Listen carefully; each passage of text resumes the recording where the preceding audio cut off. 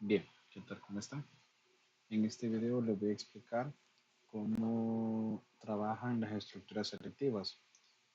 Comentarles de que esta parte de las estructuras selectivas, pues técnicamente se manejan igual en todo o en la mayoría de los lenguajes de programación. Podría variar algo, alguna palabra, algo en forma de sintaxis, pero no en funcionamiento, ¿verdad?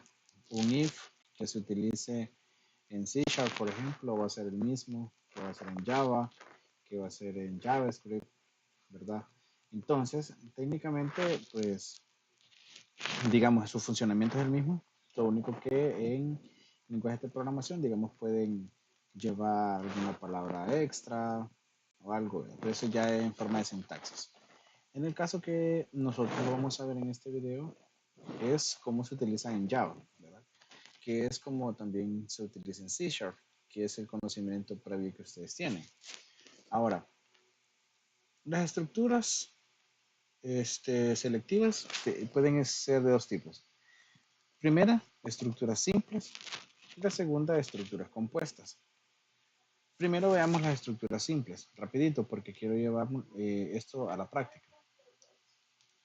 La estructura simple me permite tomar una decisión, o sea, establecer una condición y van a haber acciones o se van a ejecutar acciones cuando esta condición se cumple. Cuando no se cumpla, pues el proceso simplemente se salta y no hace nada, ¿verdad? Entonces, técnicamente acá nosotros podemos ver que la condición, tal cual como lo vemos acá en la teoría, dice que dichas acciones están comprendidas del lado de la condición verdadera, del true. La condición va a devolver ya sea un, un resultado verdadero al cual vamos a conocer como true, o si la condición no se cumple, ¿verdad? Si la condición no se cumple, lo que va a devolver es un false. Eso es lo que va a devolver. Entonces, eh, teniendo en cuenta esto, que puede devolver un true o un false, es que se hacen las acciones, ¿verdad? Como dice aquí la teoría, si la condición se cumple, entonces se hacen las acciones. Pero si la condición no se cumple, o sea, es un false, no hay ninguna acción. A esto se le llama estructura simple. Ahora, ¿cuáles son las estructuras compuestas? Las estructuras compuestas son aquellas que tienen acciones tanto para cuando se cumple la condición, ¿ven? Aquí está. Para cuando la condición se cumple, aquí es true. Y para cuando la condición no se cumple, o sea que aquí es false. Algo que, digamos, no se me vayan a confundir, es de que en el ejemplo anterior, el true estaba del lado izquierdo, estaba aquí, bueno, perdón, estaba hacia abajo, acá, y el no estaba a la derecha, ¿verdad? A la derecha del diagrama. Pero acá vemos que el verdadero está a la derecha. Esto es indiferente aquí, pues en la imagen eh, quiso representar esta forma, o mejor dicho, quiso representar la estructura de esta forma, pero lo que hay que comprender es de que para cuando la condición se cumple, ¿verdad? Para cuando la condición es verdadera, hay un proceso a seguir, pero también en las estructuras compuestas, también hay acciones alternativas para cuando la condición no se cumple, ¿verdad? Ambas vienen a finalizar al mismo lugar, acá, y continúan, ¿verdad? El proceso hasta llegar al fin, ¿verdad? Al fin del algoritmo. Ahora, dicho esto, pues nosotros debemos de comprender que las estructuras compuestas también pueden, digamos, bueno, son importantes porque nos permiten hacer una acción dependiendo del resultado de una condición. Y ahí nosotros podemos ver la diferencia entre una estructura simple, acá, y una estructura simple, aquí en esta parte, y una estructura compuesta, ¿verdad?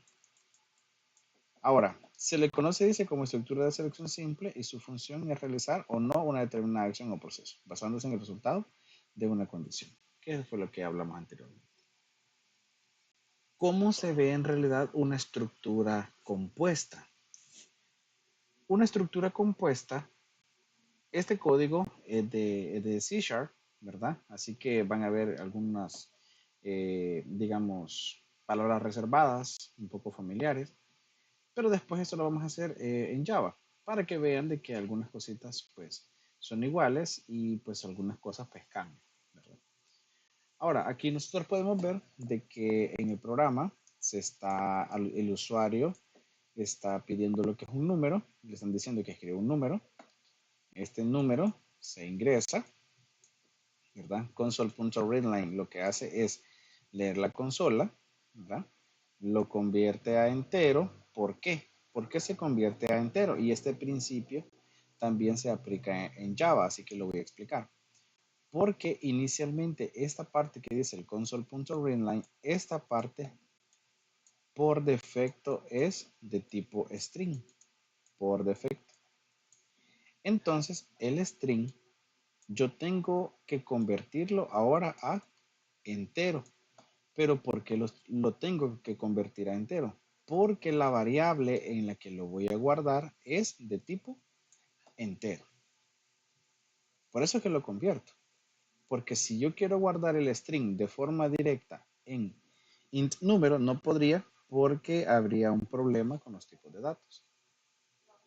Dicho eso, después utilizamos la estructura if, donde por sintaxis lleva los paréntesis. Cuando digo por sintaxis me refiero a que de ley ahí deben de ir, ¿verdad? No son negociables ponerlos o no ponerlos. Se establece una condición.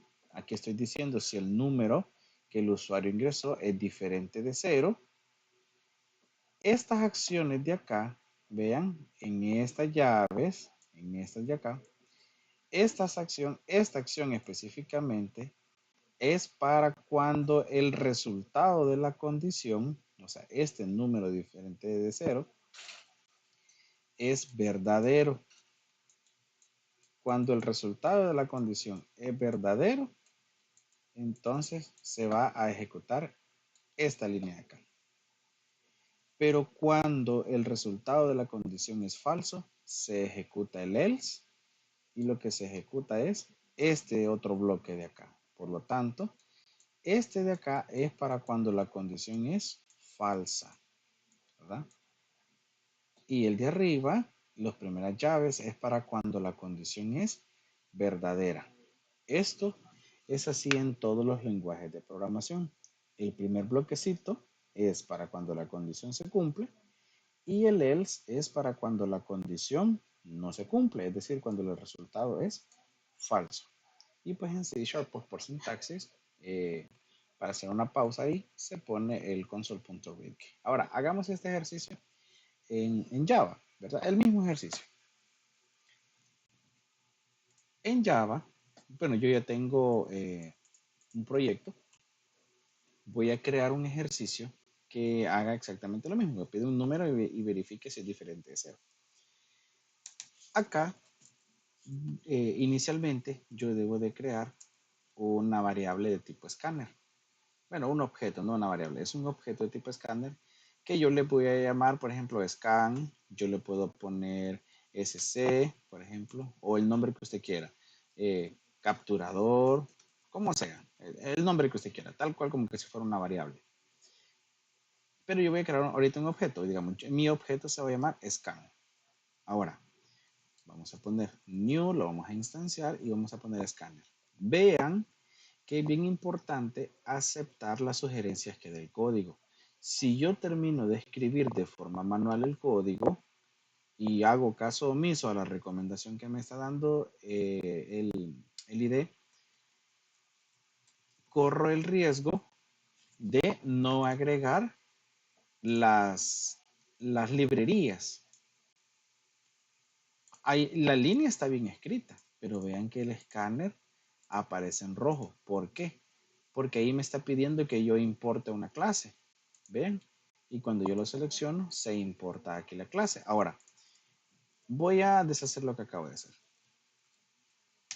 Ahora, ¿qué es lo que es recomendable hacer? Cuando nosotros escribamos, el editor va a ir filtrando de acuerdo a lo que nosotros vamos escribiendo, va a ir filtrando lo que, digamos, lo que nosotros vamos escribiendo y nos va recomendando algunas opciones de código. En este caso, si yo selecciono escáner y doy enter, primero me termina de escribir la palabra y de forma automática me importa la librería. Esto es bien importante porque a veces pasa de que tenemos que importar alguna librería y si nosotros de forma manual terminamos de escribir la línea, pues la librería no se importa, ¿verdad? Entonces, es de tomarlo en cuenta, ¿verdad? Aquí pues solamente lo termino. New Scanner, ¿ven? System, miren acá, enter, punto in, ¿ven? Y aquí pues punto y coma. ¿Para qué me va a servir el escáner? Recuerde, el escáner me va a servir para, digamos, leer o capturar, vamos a poner, capturar datos de ingresados en la consola. Para eso lo vamos a ocupar. Ahora, vamos a mandar un mensaje. En C#, recuerde, nosotros ponemos console.write. Es porque estamos mandando un mensaje a la consola. Estamos escribiendo directamente en la consola. En Java no se pone console.write. Acá se pone system.out.println, ¿verdad? Println. Pero hay una forma más fácil de escribirlo y es poniendo la palabra south. Y voy a dar tab o puede dar enter, ¿verdad? Y se autocompleta la línea. Y aquí nosotros vamos a decir entre comillas, decimos ingrese un número. Yo voy a dejar este espacio, pero es porque para que cuando el usuario ingrese el número, no quede pegadito al texto, sino que voy a dejar este espacio. Y voy a quitar este LN para que el texto se ingrese a la par, no abajo, ¿verdad? Ahí lo van a ver. Ahora, voy a declarar una variable, como es un número de tipo entero, vamos a declarar una variable que se llame número, tal cual como nosotros lo tenemos acá, y aquí viene una parte bien importante. Aquí tenemos dos opciones.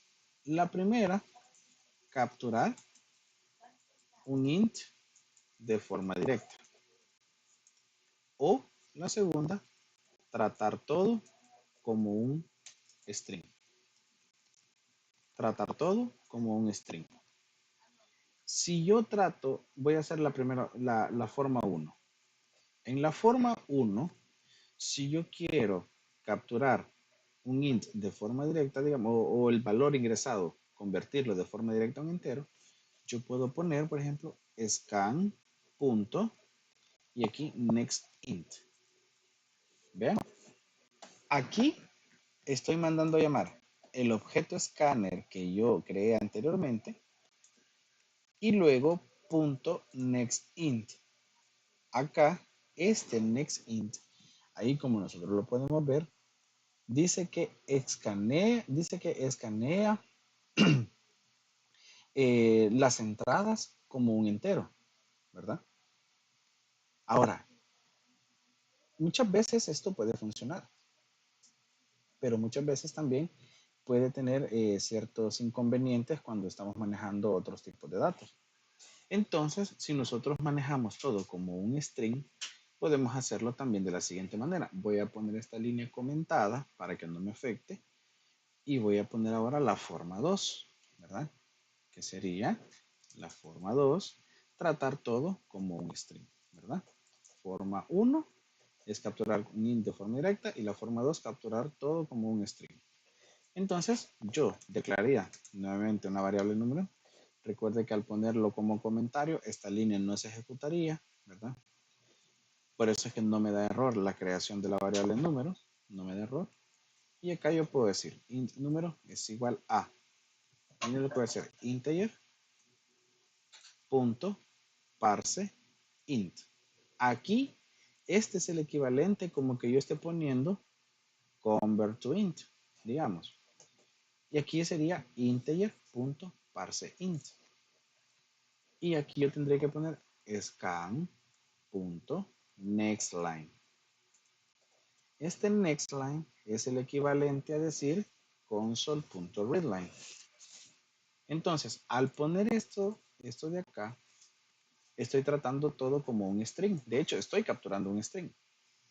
Pero ese string lo estoy convirtiendo a un entero para que luego esto se guarde en una variable de tipo entero. ¿Qué pasaría si esta variable fuera booleana? Ahí eso me daría un error. ¿Por qué? Porque estoy queriendo guardar un valor entero, o sea, un número, en una variable, en un tipo de dato que solo acepta verdadero o falso, ¿verdad? ¿Qué pasaría si yo dejo esta variable como string, por ejemplo? También me daría error. Si yo, por ejemplo, le pongo otro tipo de dato, por ejemplo, char, ¿verdad? Char, también me daría un error. Entonces, aquí, para que eso no me dé error, lo debo de poner en entero, porque lo estoy convirtiendo a entero. Ahora, vamos a hacer la comparación. Luego me dice que hay que comparar si el número es diferente de cero. Y decimos, sí. Vamos a ver. Es,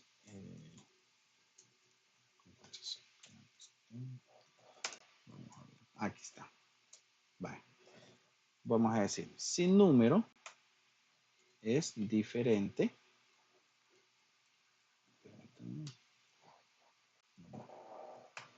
Vamos a ver si ahí está.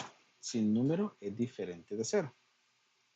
Recordemos que cuando la condición se cumple, acá, cuando la condición se cumple, aquí van a estar las instrucciones para cuando el resultado es true.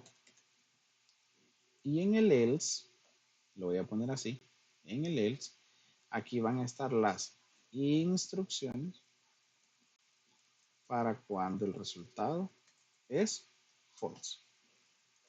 Entonces, aquí adentro, ¿qué me está diciendo? Que debo de imprimir un mensaje que diga el número es diferente de cero. Entonces, vamos a poner acá sort, y decimos el número es diferente de cero. Y para cuando es falso, o sea, si la condición no se cumple, imaginémonos ahorita que el proyecto, el número ingresado para el cliente o para el usuario fue el número 2. 2 es diferente de 0. Sí, entonces perfecto, se imprime esto. Pero imaginémonos ahora que el usuario ingresó el 0. 0 es diferente de 0. No. Entonces, por ende la condición no se cumple. Por ende, venimos acá y decimos el número es 0, ¿verdad? El número es 0. Y aquí, pues en Java no hay necesidad de poner un console.read ni nada por el estilo. Ya la consola de Java hace una pausa, ¿verdad? Una vez hecho esto, procedemos a ejecutar. Vamos a ir acá, vamos a ejecutar. Y aquí hay una barra de carga donde se está compilando nuestro programa y muestra lo que es la consola. Ahí está. Me dice ingrese el número. Aquí donde quiero que vean. Anteriormente yo les decía de que a esta línea yo le quité el LN, pero era para que el número apareciera aquí a la par. ¿Ve? Aparecerá aquí a la par. Doy enter, dice el número es diferente de 0. Ahora, ¿qué pasaría si yo le pongo el LN? Miren lo que pasa. Voy a volver a ejecutar. Pero ahora, cuando yo lo ejecute, el puntero ciertamente aparece a la par del mensaje. Pero cuando yo lo escriba, vean, el número se ingresa abajo.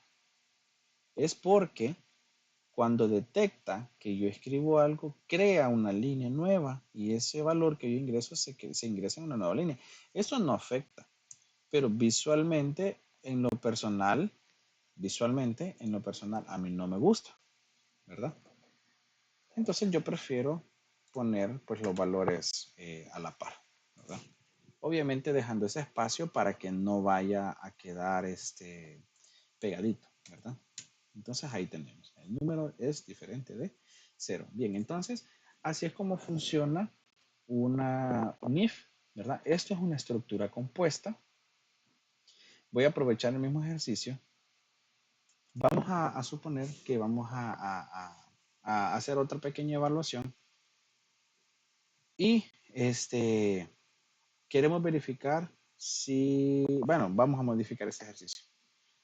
El else lo voy a quitar. Aquí yo estaría teniendo una estructura simple porque este mensajito se va a mostrar solo cuando la condición se cumpla. Pero cuando la condición no se cumpla, simplemente aquí se sale del programa, o sea, porque no hay más código, obviamente, pero ya no hace nada. A esto se le llama estructura simple. Y cuando existe el if y el else, a esto se le llama estructura compuesta, ¿verdad? Entonces vean, solo poner el if sin necesidad de poner el else, eso es una estructura simple. Esto yo lo puedo ejecutar. Vea que si yo pongo el número 0, por ejemplo, voy a dar enter, el programa ya finalizó y no me dijo nada. Este mensajito que aparece acá es por defecto cuando el programa se termina de ejecutar.